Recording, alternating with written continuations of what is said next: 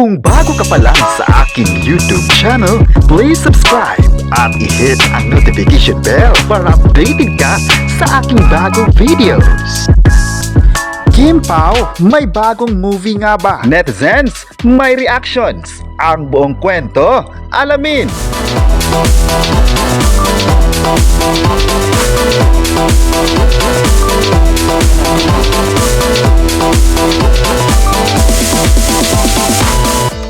Dahil nga sa success ng movie ng Kim Pao na My Love Will Make You Disappear, nagkaroon ito ng positibong komento mula sa mga fans. Latest nga ngayon na may inialok na namang proyekto ang ilang producer para sa Kim Pao. Ang proyekto na ito ay ang pagbabalik movie di umano ng sikat na love team ngayon na sina Kim Chiu at Paolo Avellino. Ayon pa sa chika, ang iaalok na movie ay talagang kaabang-abang dahil kakaiba ito sa mga proyekta nilang ginawa. Mas kaabang-abang nga raw ito dahil kakaiba ang mga karakter na gagawin nila. Kung matutuloy na ang upcoming movie na inialok sa Kim Pao, ay talagang aabangan ito ng mga tao. Alam naman ng lahat kung gaano kagaling ang Kim Pao, kaya hanggang ngayon ay napamahal pa rin sa mga tagahanga.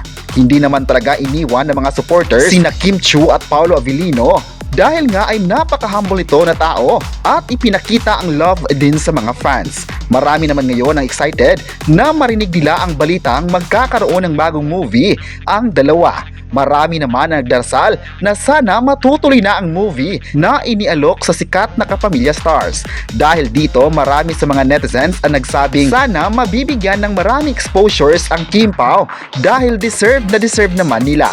May netizens naman ang maasang mapapanood ang dalawa sa sikat na noon time program ang It's Showtime lalo na ngayong September 29, 2025. Sana nga ay marami pang mga aabangang proyekto ng dalawa para mas exciting ang panunood sa kanila.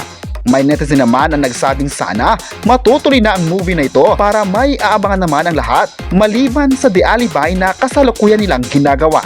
May netizen naman ang believe sa dalawang kapamilya stars dahil patuloy pa rin silang binibigyan ng proyekto kung saan hanggang ngayon ay pinagkakatiwalaan ng tao at maging ang mga producers.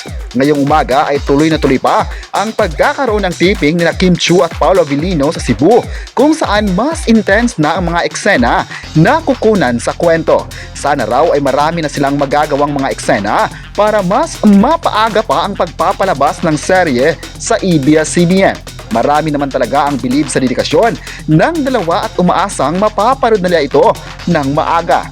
Ayon pa ng mga fans, alam nilang mabibigyan talaga sila ng proyekto dahil mahal na mahal ito ng mga tao. Kayo, ano ang masabi nyo na may inialok na movie sa Kim Pao? I-comment na kung gusto mo bang magkakaroon sila ng movie at huwag kalimutang i-subscribe ang ating YouTube channel.